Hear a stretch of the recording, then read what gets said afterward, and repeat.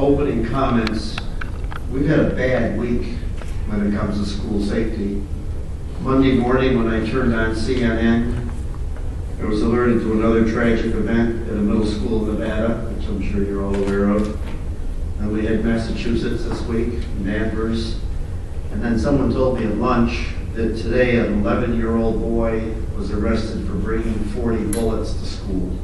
And they're trying to decide what to charge him with. And it's totally out of control. So today's our parents, teachers, administrators, and communities need to feel that our schools are safe environments. Today's invited panel will address keeping our schools safe with perspectives from school policy, crisis management preparation, psychological impacts of critical incidents at school, and statewide legislative policy. So on behalf of the NERA Board of Directors and the program co-chairs, I'd like to extend our appreciation to the panel for their participation. Our first speaker is the Assistant Superintendent of Schools for Administration in West Hartford, Thomas Moore. And Tom is going to talk about putting school safety policy into practice. Okay. This is the day of the Newtown shootings. A lot of things that those of us that are tasked with school safety think about all the time became that reality. It's hitting so close to home. And really, a lot of people kept saying, this is something nobody can imagine. Nobody could have imagined this. And this is no criticism of anything, nothing I say is any criticism of how Newtown handled it. That's not what I mean. What I mean is, well, no, some of us hopefully have been thinking about it, because we should be thinking about how we keep our children safe. And the notion of terrorism and how it hits in other countries. I mean, this is something here that has taken on the function of the school shooter and the profile of that individual, but we've seen it in Beslan, in Russia, and how these things really, if you want to attack people and you want to shake parents, you attack their children. And so it's something that, as somebody that looks at school security, I've lived in fear of this a long time. And now then comes the hard part of I'm in a district with 17 school sites and 10,000 students. And each school is slightly different.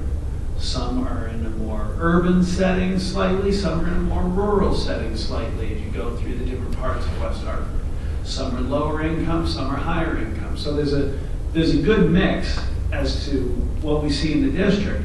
But the question I got from people, and that I feel responsible for, is what are you doing to keep our kids safe? And really, one of the things that comes across is we're doing all we can. We'll keep looking for improvements. We'll keep looking for policies that will help with recommendations from security experts. Always with that knowledge deep in my gut, every time I talk to parents, is that everything that I say, if somebody really wants to hurt children, they're going to find a way around some of these. And so it's keeping kids as safe as possible, but keeping our mission to educate children and bring them to happy places and make them feel secure. You can't learn if you don't feel secure. That's our biggest issue. If you study education, the biggest issue in teaching children are those children that aren't secure either in their home lives or their food, economically. They're thinking about so many other things that they have trouble focusing during the school day.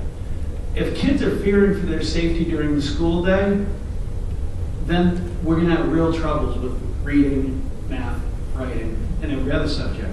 And that's a message I've tried to get out to parents, in that how we react, and I talk about this to our school leaders, our teachers.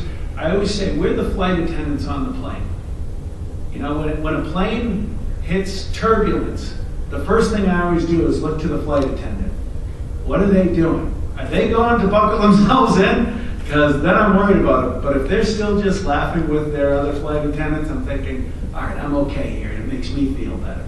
So, and that's the difficulty when you have 1,000 teachers, is making sure they get that message of, okay, we're in charge, we'll be all right. So the biggest thing really we had to face, I think, was discussing with the community what our priority is going to be. Because you can't harden schools. You could do full hardening of schools, buildings. They've done it in places in England in reaction to the IRA earlier. You could have barriers as people pull into the building. But that will change the tone of what we love about our schools. I was actually in the midst of an initiative of making schools feel more open to parents when this happened. So now we already had buzzers at all the doors, so that's something we had, but were doors propped open occasionally? Yes.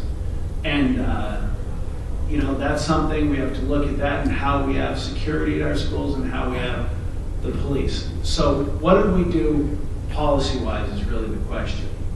And the truth is that I relied on experts to begin to tell me where should we go and have these discussions looking at our unique needs. And by experts, and I don't mean anything against anybody in security fields, but there's a lot of salesmen out there. And I can tell you I started getting a whole lot of phone calls and a lot of promises. But we've developed a partnership with our police force. West Hartford's police force is continuously working on its SWAT teams and otherwise.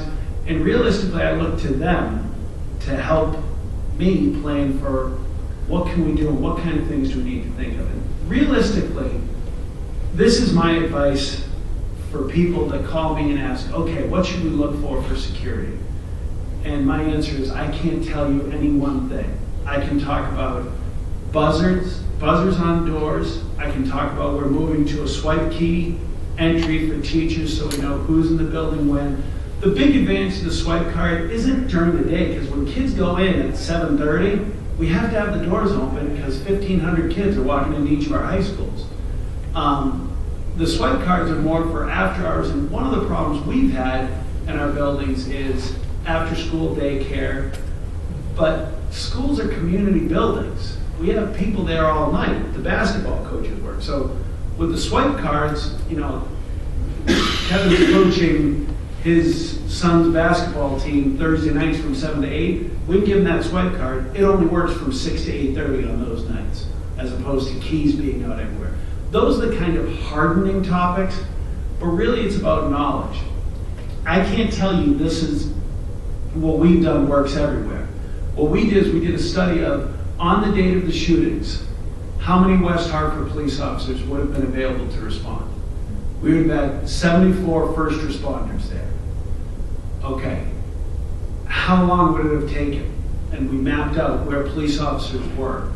And it ranged from 30 seconds to 3 minutes would have been the response time, assuming a call goes out immediately. And we are investigating. We don't want to call them panic buttons because I hate the notion of panic, but we're calling them rapid response buttons, but they're typically called panic buttons in our offices. Those are the kind of things, when I began talking to the police, I began to understand more of what they'd be looking for. They've changed their protocols from waiting in the past before Columbine to going in with a team, and now the first officer goes in.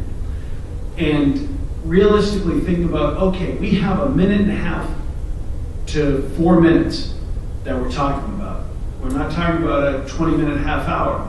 Now, if I'm in a rural community, that could be very different. If I'm in a town that's serviced by a state police barracks, that might be a different response than I've got in this large suburban setting with a very large, very active, very well-equipped police force.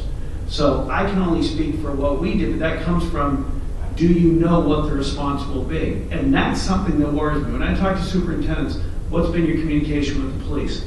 Well, they drew up this plan. Yeah, but do you know who'd respond? Do you know what their protocol is? Do you know who's in charge when they get there? And that's something I think we need to have more discussions about in communities.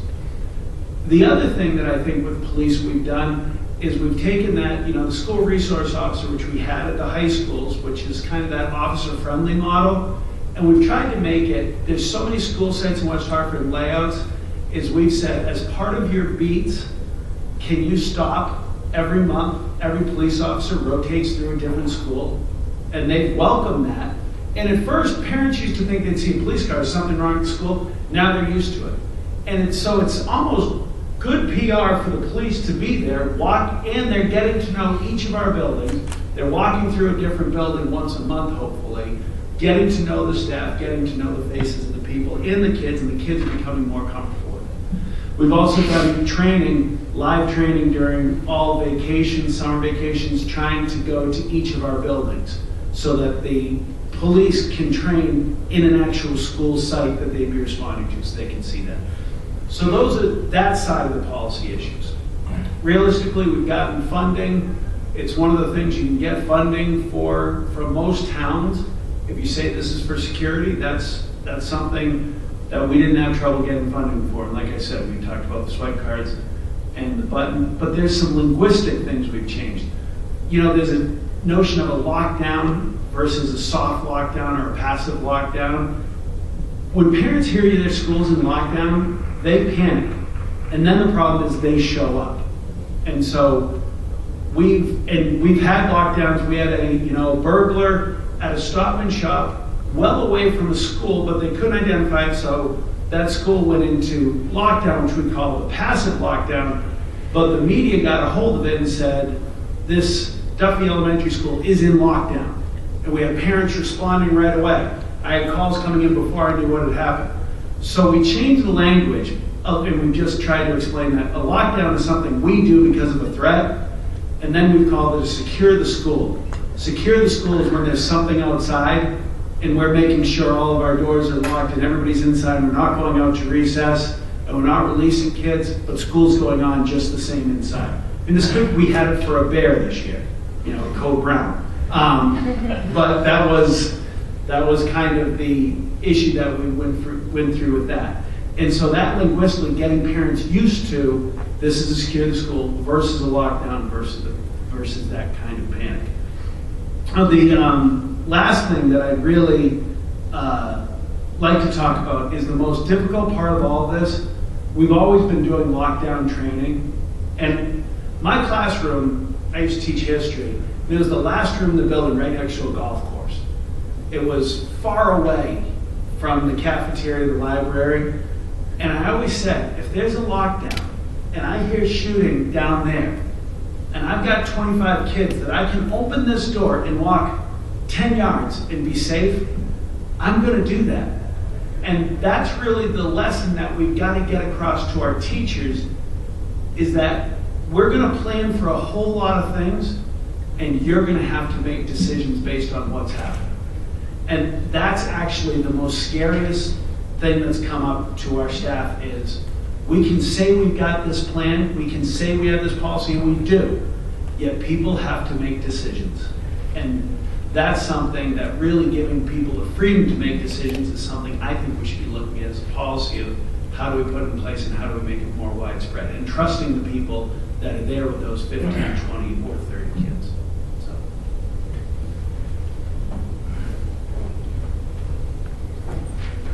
Thank you, Tom. Our next speaker is Holly Sushi. She has Federal Incident Command System certification, and she's a clinician member of the Rhode Island Critical Incident Stress Management Team. It's pretty nice credentials. She's going to talk to us about providing crisis management preparation and recovery interventions for emergency services personnel.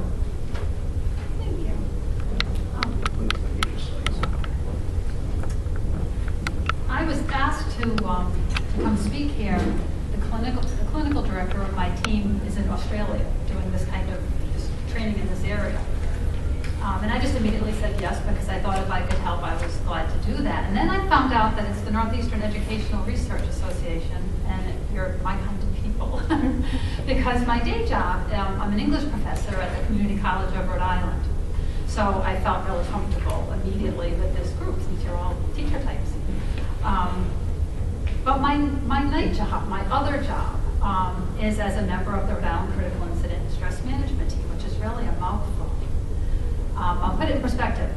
My grandfather was a firefighter, lieutenant of the Pawtucket, Rhode Island Fire Department. My husband has been in the fire service since he was 60 years old, and he's now 56, so 40 years. He's now a retired fire chief and is the executive director of the Rhode Island Association of Fire Chiefs. And then my youngest son. You know, my husband became a fire chief, and I no longer had to worry about him going into buildings. My youngest son went on the job, and he's a firefighter in Cumberland, where we lived for many years. I'm from Providence now. So I feel that this is near and dear to my heart, the fire service. And I wanted to be able to give back in some way. The work they do is so important, just like the work you do is so important. I'm not going to worry so much about the kids, because we have people like Tom who are going to worry about the kids. We worry about those who provide services, because the thing we have to remember is that trauma is contagious.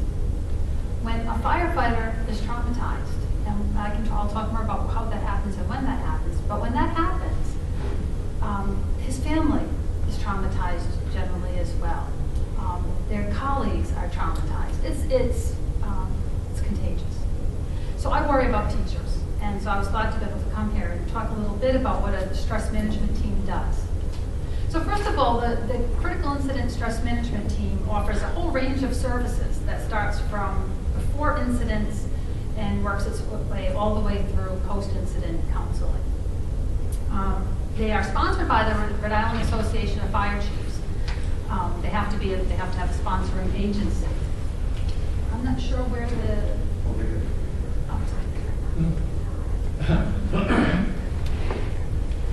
Okay, thank you. So it's a completely volunteer organization. Here's the thing. Emergency workers are a resilient bunch. They're generally tough guys and women who are involved in pain and human suffering every day. They wouldn't do the work that they do if they weren't resilient individuals. But that doesn't mean that they can't be traumatized and that they can't have some incidents on the job that are very difficult to deal with. The trick is figuring out when that's going to be.